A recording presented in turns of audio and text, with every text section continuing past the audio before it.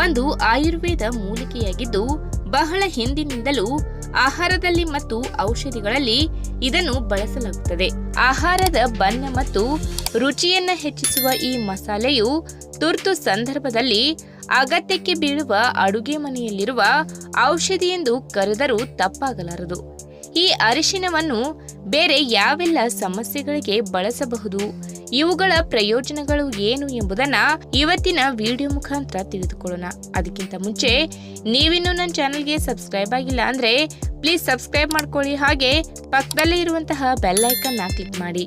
ಅರಿಶಿನದಲ್ಲಿ ಕಂಡುಬರುವ ಕರ್ಕ್ಯುಮಿನ್ ದೊಡ್ಡ ಶಕ್ತಿಯಾಗಿದೆ. ಅರಿಶಿನವು ಪ್ರತಿಜೀವಕ, ನೋವು ನಿವಾರಕ, ಉತ್ಕರ್ಷಣ ನಿರೋಧಕ, ಉರಿಯೂತದ, ಆಂಟಿ ಕಾರ್ಸಿನೋಜೆನಿಕ್ ಮತ್ತು ಉತ್ಕರ್ಷಣ ನಿರೋಧಕವಾಗಿ ಕಾರ್ಯನಿರ್ವಹಿಸುತ್ತದೆ.